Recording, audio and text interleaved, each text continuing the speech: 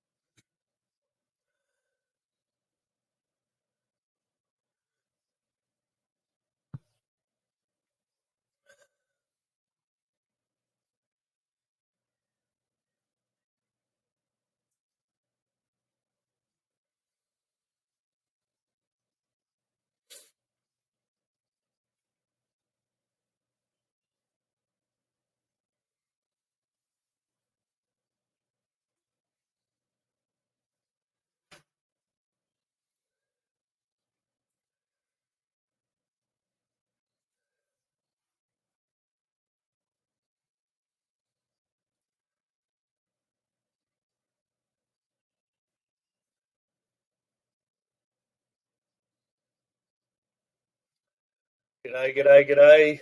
How are we all today? It's Simon here, and the Profitable Fencer, and this is a Fencer's Life Lessons from the Trenches. And this is a big thing that I wanted to talk about today was how to hire fencers and contractors.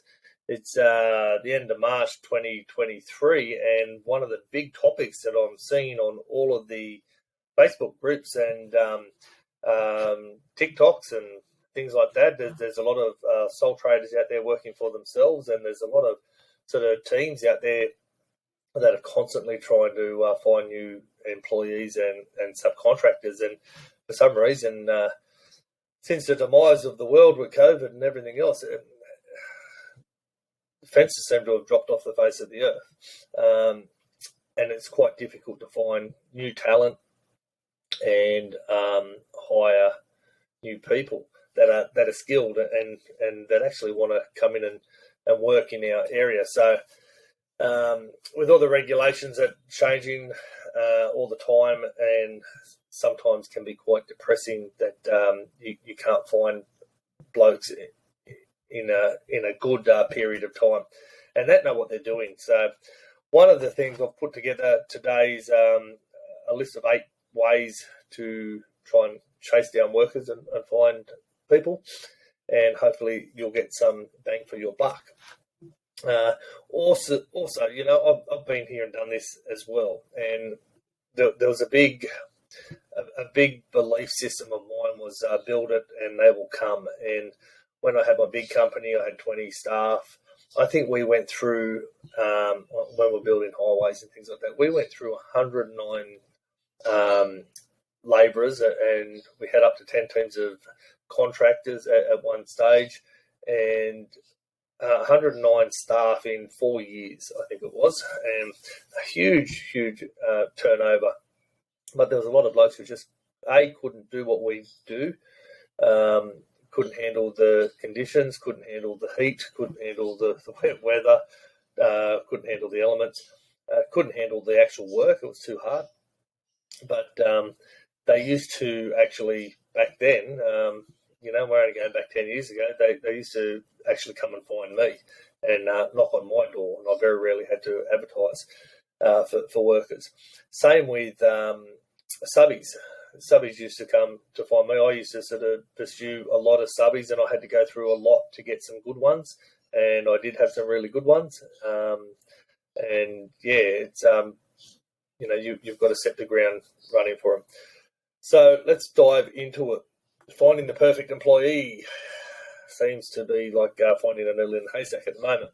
So we've got 8 ways that I've put together at this stage, and some of them have been tried and tested and used by other companies as well as mine to find different people. And I'm in the same boat. As I said, there's been another fellow working at the moment. I could do with another 2 or 3. And unlike everyone else, we all whinge and whine and carry on and say we can't find workers and mower up. But when it comes down to it, when you really have a look at it, we're not doing a lot to actually help ourselves find workers. So let's dive in. So leveraging your network is number one. So this is, for me, is a big one. You've got to exhaust your contact list, your own contact list. So that's family, that's friends, that's relos, that's people around you. Anybody you come into contact with, I quite constantly have conversations with other trades and see where they're at and talking to them about workers and seeing, tell them that we're looking for workers and put our names out there and about the place. There's a huge benefit if you can share your values and your mission statement or your mission for your business and growth with your family, friends, and your colleagues. And there might be somebody out there that they know that might be just a right fit for your position and your job. Also we hit up the social media to find relevant people as well and influencers and talk to all your friends on social media and say, if you've got 1,000 strong friend list on social media and you put it out there that you're looking for some blokes, they could come. One of my things, I was playing a game on the PlayStation one day in an interactive game, and I was talking to a fella, and he basically heard that I was talking to another mate about a job, and he put his hand up, and he came up and started working for us for a while. Unfortunately, didn't work out for him, but I dragged him out of Newcastle up into my area to come and have a job, and it was just by having the conversations with different people and talking to different people. So leveraging your network is number one and probably the most crucial. Okay, so you'll have a very big network, especially if you're in a small country town. You'll have a huge network of people that are around that know everybody. So that's a really big thing. I do have all of this on a PDF too, so if you need help later on and you want to reach out to me, that's great. Just reach out privately and we can have a chat and move from there. Making use of job boards. This is one that I don't do, but I believe this would be really good. I've been thinking, and when I say I don't do it because I'm lazy. I just couldn't be bothered to go in and sort this sort of stuff out. And as I said, I'm like everyone else. We all want workers and everything else, but we don't want to bend our back to go out and do stuff. So making use of job boards is critical. And when I say job boards, I'm talking about the website ones as well as physical job boards. You can go and put job boards in supermarkets, put a flyer up on a job board in a supermarket, in like a shopping centre, your local grocery store, your local general store, your bottle-o. You can go and ask them, see if you can put a flyer on their desk. That's a huge one. But if you can to find the perfect employee for your business and for what suits your needs, if you can be direct with your niche and be very, very clarify exactly what you need, you'll target a certain person, and you never know, one of them might just pop up and it'll save you so much time going through resumes and all that sort of stuff. But the big ones online are Indeed in Australia, Monster, and Seek. Now, I know Seek, these may cost you a little bit of money to put an ad on, but if you just go on and Google Indeed employment, Monster employment, and Seek employment, and have a look through them, scroll through those, have a look, see if anything of those suits you. You can actually look for those, even just on those, and see what businesses are running already that are looking for workers. And especially here in my area after the floods and everything else, there's so much sort of work happening, and I don't know what the reasons are why we haven't got workers. I've got no idea. I don't know if there's because people have moved away or because there is so much work that everybody's already taken up. I don't know. I just don't have the answer for that, and I don't want to get into that. It's more about just making use of what we've got and what we've dealt with. So, yeah, making use of job boards, that's number 2. Number 3 is leveraging your social media and outreach strategies. So rather than just relying on old school methods and putting flyers up and doing letterbox drops and whatever, get with the times, get on LinkedIn, get on Twitter, Facebook, Instagram, even TikTok. You may be able to find a diamond in the rough somewhere. And one of the other good things with that is too, you can probably poach somebody or also tempt some of those who aren't even looking to jump ship from your competition, come over with a sweet offer. So just got to make sure your message is clear and on point, and be very, very specific of what you're after.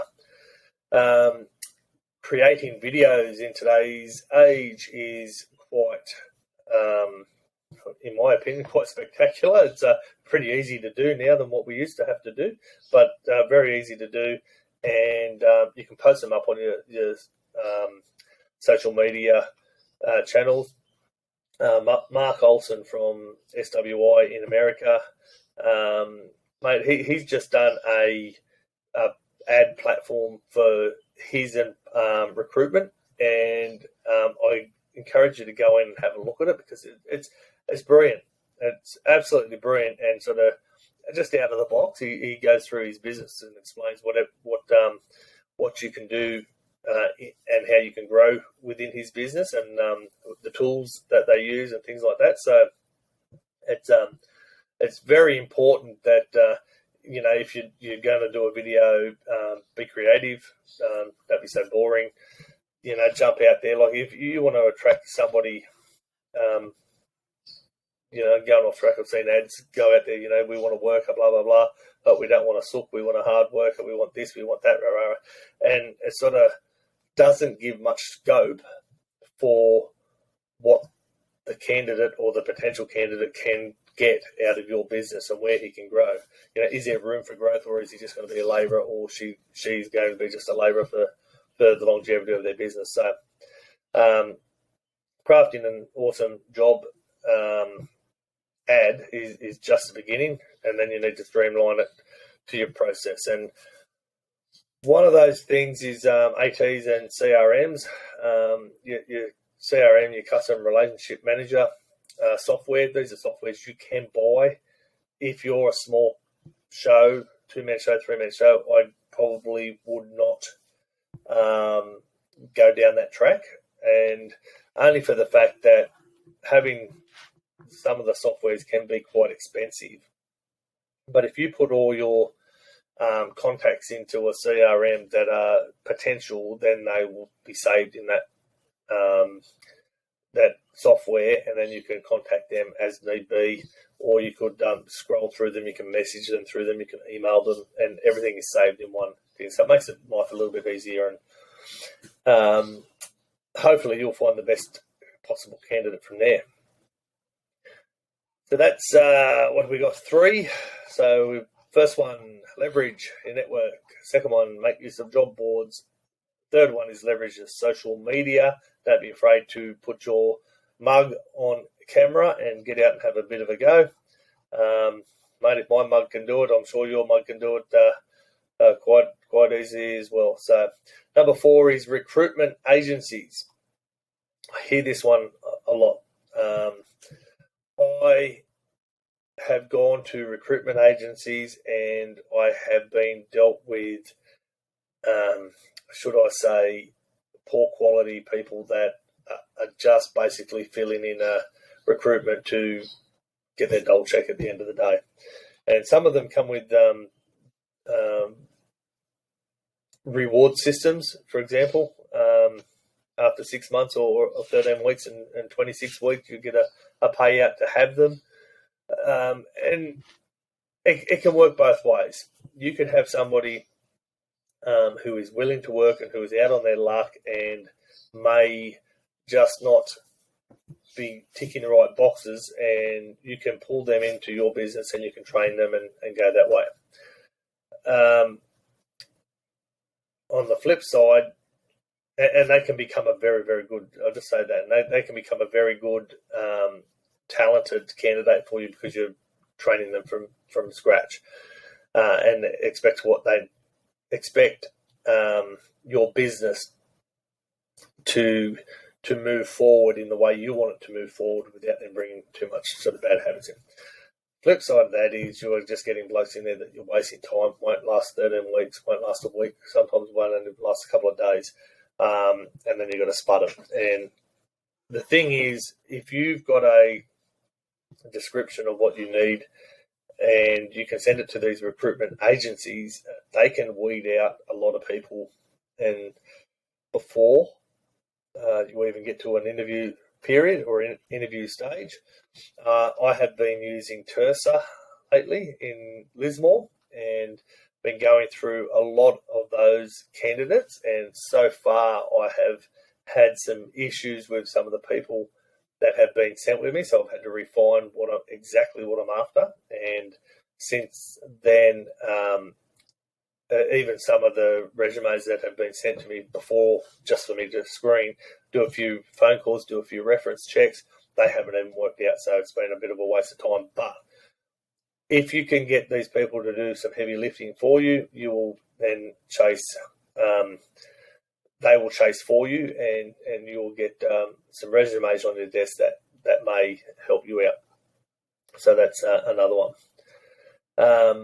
Again, it's like finding a needle in a haystack, but sometimes you may find gold. I had a fellow who ended up being one of my best employees, who actually walked in off the street for me one day in desperate need of a job. And I'm a very face value sort of person. And when we sort of first met, it was he met my wife. She was in the office and I wasn't around. I was on job. And I came back in and I met this fellow and I went, oh, no, not my cup of tea. It just doesn't suit our mould. Anyway, we had a chat. I decided to give him a start, and he ended up working with me for 12 years. One of the best blokes I ever had, and still to this day is one of my best friends now. So there's merit in having a description of what you need and what you require, but also letting go of your own in-house prejudices. So, as I said, recruitment agencies, for me, have been a big thing where, and for a lot of people, I hear it all the time. A lot of people say, oh, you're just wasting your time. It's not worth it. Not worth the hassle. But let go of your own prejudices and see, you may get a really good fit for your company or for your business. I think that was 5. Number 6 is hire trainees. Now, this one I have done quite a lot of. I've hired trainees because as a fencing industry in Australia at this stage, we are not qualified as tradesmen, so we don't get to have Cert 3 trade qualifications. And even if you're doing rural, it's not even in the picture at this stage, which is a shame, because I think one of the things that we have as fencers all across the board, whether you're residential, commercial, civil, rural, we have such a big need in society to do what we got to do, and to help people with their security, privacy, livestock, perimeter containment fences, things like that. There's such automations. We do so many trades like quality work, but if the case comes that we become a trade, then we would, instead of saying hire trainees, we would be then saying hire apprentices. So hire trainees, as I said, I've done this quite a lot, and I really liked it because I had people come to me who were keen for a job straight out of school. You can go on to high schools. You can go do 3 or 4 high schools in your area, go and talk to the principal and say, look, this is what I'm looking for, blah, blah, blah. Is there an information night that you're having for Year 10 leavers, Year 12 leavers? Can we go down that track and have a chat? One of the big things about the traineeships that I liked when I used to put them on was a Building Cert 2. So we will go through them. They would do a lot of things, but I would then sort of farm them out to other builders as well for some of the stuff that I didn't do personally. And they would learn that way. But it was such a good thing. It was a traineeship and apprentice wages was sort of a cheap alternative, but not so much the money-wise. It was more about getting a young fella who's never worked or a young girl who's never worked, putting them into your business and teaching them the way you want things done. And that has a big plus. There's been a lot of things that I've had kids come up and they can do this, they can do that, but they don't do it the way you want it done, and it frustrates the hell out of you. So getting a young one, teaching them the way you want it to be done will have big benefits for you, and it's a win-win for them as well because they get a chance to learn and grow. They get a chance to you're getting a chance to shape the minds of tomorrow, of the people that are coming up in our society. And we all have seen where things seem to be heading up with our younger ones at the moment. So getting them out, getting them working, getting them to have a go, especially as a young age before they can sort of hit all the party stuff and everything else, it seems to sort of have a really good bonus. And some of the blokes I've trained, a lot of them stayed with me for, after 12 months, I'd say for another 6 or 7 months, and then they'd sort of move on to do their own things. Some of them now still do fencing on the side and have nice cushy jobs, but they go out and throw fences up on weekends and things like that, and they're doing a fantastic job. So that's really great. Professional organisations is the next one. And if you want to find out where the next fencing superstar might be for your team, you've got to go and talk to other fencers and other industries, especially within the fencing industry. So I talk to suppliers, I talk to other fencers in my area, I talk to the Fencing Industry Australia, have a chat to them. You attend events, you shake hands, you swap business cards, and you put your charms and graces on, and you just don't know who out there is listening and who out there is watching, and you may get an absolute superstar. Again, in my own personal experience, I was with a supplier one day and she heard that we were looking for a new person for our business, and her husband at the time was looking to get out of his career that he was already in and been for 12 or 13 or 20 years or whatever. And he jumped ship, come over and worked with us for a long time. And again, another great fit for our company and very, very hard worker. And it was a really good blessing for us. So again, hit your professional organisations. Your networking is absolutely key. If you go to trade shows, things like that, I used to actually have a store at Primex in Casino many, many years ago. And throughout that 3-day event, I would not sell a fence at all. I had all my stuff sort of set up there, but I would not sell a fence there at all. But I would gather names and people and talk to probably, 100 people, probably more, probably 200 people. And I would probably sell 40 fences out of that over the next 6 months from those contacts that I've had. So those professional organisations where you can get your name out, and that was for a sales thing, sorry, but this is for hiring. You go and talk to industry standards, join fencing conferences, HIA, MBA, things like that, for your master builders and your housing industry, and you talk to, go to events like that, and especially if you're doing CPU points, to which we don't have to do as a fencer, just saying, but I've been invited to a few of those, had a chat, pulled blokes out of there that just know somebody whose cousin or nephew or son is wanting to get out on his own and start having a go, and you can drag them in, and there's a possible legend waiting in the mist there for you. So talking to other fences will always help, and your Facebook groups again is great for that, just to talk and see who's in the area and who's around. And you might have a bloke in Longreach working, and he's sick of being on the road and wants to move into a town and do some town fencing, for example, and wants to stay put in one spot rather than being out in the bush all the time. So, and may jump ship. There's so many variables that you can't fathom. So professional organisations is a must as well.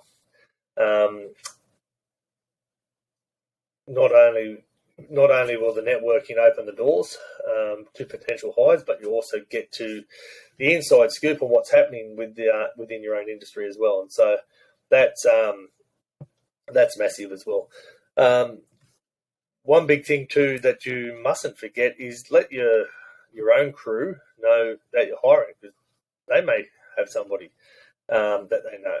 You may have somebody in your actual crew that wants to step up and take on a new role. So there's a huge one as well. The next one is referrals. So instead of endless job applications, go back again, ask your current crew, implement an employee referral program. So an employee referral program, you could then sweeten the deal, offer some juicy incentive for any successful referrals. So you may turn around to your staff and say, or to your friends, righto, there's a $20 voucher, $20 to $50 fuel voucher for whoever brings the most referrals in for a week, something like that. That could work on both ways. It could work for hire, and it could also work for new work that's coming in. So you could do a flip and make a game of it and be creative. That way, the staff that are bringing more people in, they start to feel a little bit responsible, because if they're bringing in duds, and it sort of reflects on them, so it doesn't. They want to be bringing in nice quality referrals as well. So there's another one. Be creative. If you want to bring in the talent and keep it, you've got to get creative with incentives. And this could be a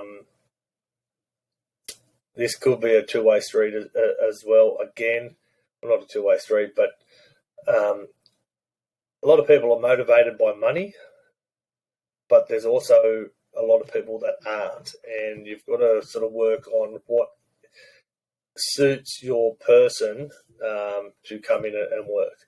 So again, in my experience, I've had workers that come in that an extra $100 each week was a big thing. Throwing in a fuel card for them each week was a big thing. Sorry, this earbud just will not stay put today. One of the other things is fuel cards. Sometimes just giving them a fuel card that helps. Sometimes it could be just the flexibility of the hours. That may help. They may be having trouble in the morning getting up and getting going because they've got a house full of kids and they've got to sort out, or blah, blah, blah. So they may need to start a bit later and finish a bit later. It may be that they need Mondays off, but they're happy to work Thursday to Saturday. There's a lot of things in there that you can sort of work out. Again, be creative, work out what is on offer for yourself and for your company. Work out your employer brand. You've got to make your company stand out from the crowd. So again, you can sort of spread this all over the place, social media, ask your employees what they really want out, and then just basically dish out your benefits to suit.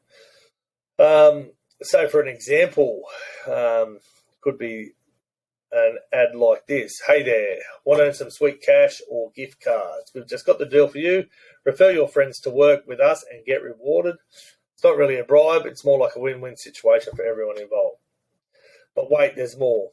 We're just not looking for any old employee. We want the best of the best. So we've created a killer employer brand that will make our potential candidates drool. We'll show off our kick-ass company culture on social media, get feedback from our employees through surveys, and even offer competitive benefits and packages. Trust us, you won't want to work anywhere else. Keep those referrals coming, folks. So something in-house like that to get your blokes motivated, put it up on a board, and again, make a game of it. You remember the old calendars in the school, Joe Blow's got 3 gold stars and Mary Lou's got 2 or 6 or whatever, and me, poor old Simon, never got too many stars. But anyway, it's those competitions, and the more stars you get at the end of the week or the end of the month, the winner gets something special. It might be a day off, it might be a lunch out, a paid lunch out with their partner, or somebody they can take, phone a friend, take a friend. So there's things like that. Being creative, getting your people out there, asking the questions is really cool. So, to wrap things up, don't be too hard on yourself. Don't stress yourself out. Use a system. Create a system for yourself that how you're going to structure your hires, how you're going to work out your hires, and how you're going to put them all around. We tend to hire. Pardon me. We tend to hire people when we need them, rather than and being reactive rather than trying to be proactive. So when we sort of become reactive, we get a little bit under stress, and sometimes it's not real kosher for us. So it's about a long game for yourself. If you're branding your company right and doing things the right way, people will be attracted to your company with whatever vision you've got. That similar will attract similar. That is my belief. We always hear opposites attract, and I've seen that in my own company as well. And if you can get everybody rolling the same way, your business will thrive, and you'll get people will believe that it's a good company to come through. And talking about that referrals and your networking, sports clubs, another massive one. Go to your sports clubs. I was wrapped up with the rugby league club for years. So as kids were coming through and leaving school and didn't have any work, they would come and work with me for a while. I used to put workers on, footballers on who would come from out of state to play football with our team and have no job. So I'd give them a job for the season or whatever. And I remember I had 3 of them on at one stage. One season, and it was great. We had a lot of work. Everything was sort of cool. So it really helps boost. And then, if you're in a local sort of area, smaller area, and you're putting these people in, and football, soccer, netball, doesn't matter. Whatever association you're in, if you network them and let them know what's going on, there's potential hires there for you. Okay, let's just jump to a break for a sec.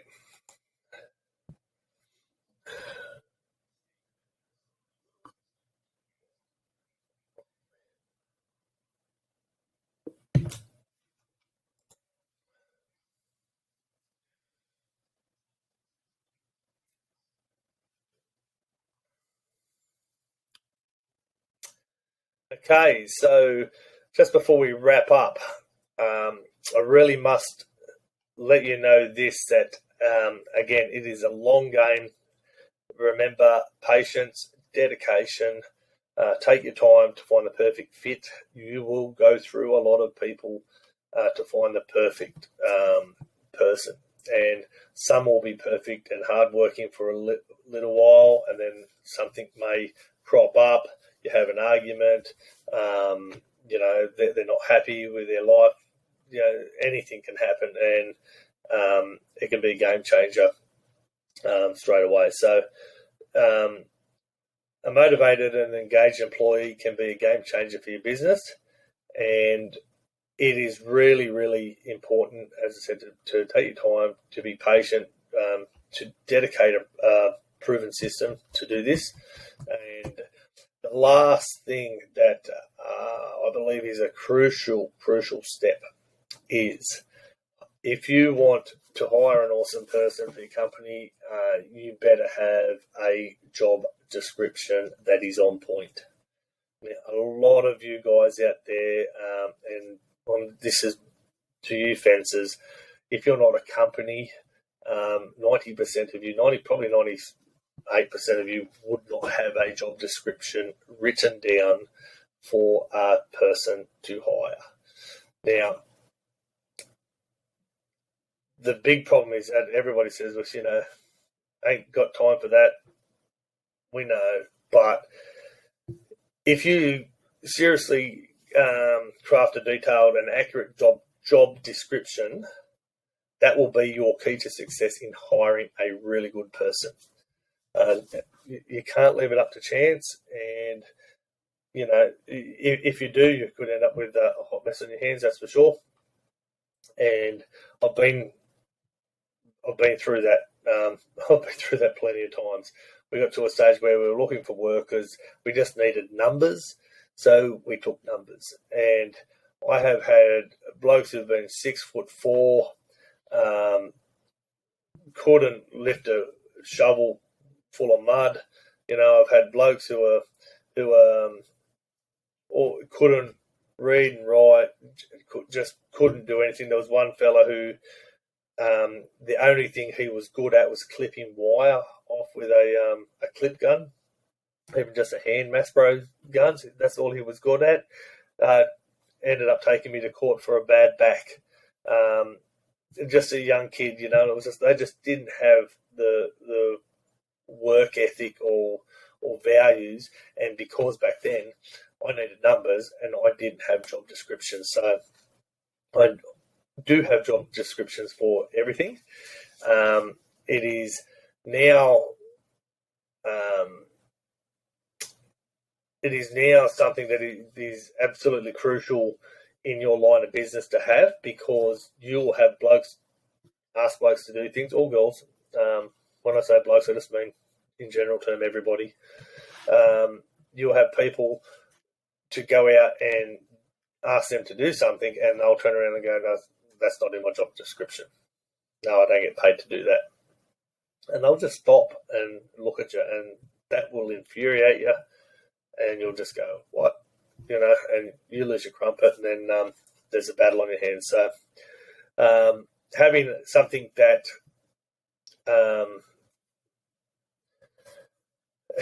having a description that you're happy with, and that your prospective hire is happy with, and they know exactly what they're up for, you know exactly what they're up for, is like just advertising for your company's perks and pay. It's really good. Don't be afraid to put work times in, work pay, the award rate, whatever you're willing to pay. Don't be afraid to write it down.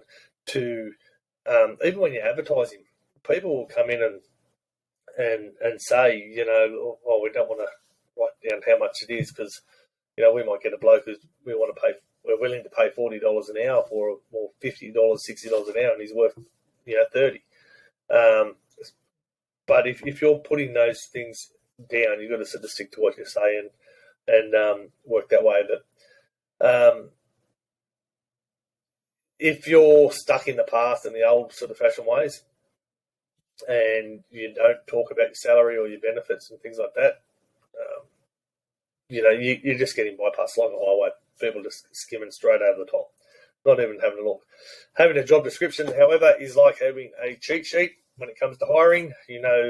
How sometimes you just get a good feeling about a candidate, or a bad feeling about a candidate. I've been down that track too. You can forget that, because with a job description, you will have actual standards to judge them by, and KPIs. So that is your key performance indicators. It's no more relying on those questionable instincts. I always thought I was a pretty good judge of character, and there's been a couple of times that I have gone against my gut feeling, and one time bit me in the bum, and the other time turned out to be a great asset to our business. So having a job description now helps save all that, and don't have to worry about it. So it's get your job description on point. Not only does it have a complete and accurate job description help you find the right fit, but it also helps the potential applicants know what's expected of them. So there's no more guessing games. Written here, it's like finding the perfect slice of pizza, all the right ingredients in the right places. So it can really streamline everything that you've got sort of going on. So that's about it from me today. So I'll just race over that again really, really quickly. 8 ways to find new hires for your fencing business or your contractors is 1, leverage your network. 2, make use of job boards, both social, digital, and physical, shopping centres, things like that. Leverage your social media, outreach strategies, LinkedIn, Twitter, Facebook, Instagram, even TikTok. Just get creative, get things out there. Hit up your recruitment agencies, give them a job description and a list of what you're looking for, what you want, and let them do some heavy lifting. There's a few of those around that you can do. Hire trainees, go to your local schools, to your football clubs, to your sporting fixtures, and you may get a young trainee that wants to come on board and learn, and you can train them there. Professional organisations, go and see them. Start rubbing shoulders with your own network people, your fencers, your suppliers, your industry standards people. Go and see them. Fencing Industry Australia, reach out to them, have a chat. Swap business cards, get your charm on. Referrals, get out, ask everybody, create a referral system. Be creative, get out there again, do videos, get your mug on the block and build your brand and get things out there and happening. So there. And last of all, but least, is make sure you have a job description. Now, if you're looking to up your data gathering game, and I hate the word data because it just freaks me out sometimes, but you can only get better on what you measure. If you don't measure it, you've got no idea what's happening. So if you can get looking to up your data gathering game and you want to get down and dirty with a good old job description, or maybe even whip up a plan, give me a shout. I have job descriptions for site supervisors, labourers, fencers, subcontractors, managers, blah, blah, blah. I've sort of had to write a lot of them, and my team have written a lot of them. And we've gone through them and sort of modified them, but they are very, very helpful. You can reach me on the Fence Post in Facebook group, or you could message me privately at the Profitable Fencer on my Facebook page. But that's where we're going to leave it today. I hope that helps you somewhat. It takes a little bit of time. It's not a quick fix. If you can be proactive rather than reactive, things will happen for you a lot better. Okay, that's for me today. 8 ways to hire fencers and contractors. Get out there, have a bit of a go. Don't keep sitting on the fence whinging that you can't find workers. Okay, because they are out there. You just got to be creative to go and find them. All right, guys. Thank you very much, Lee.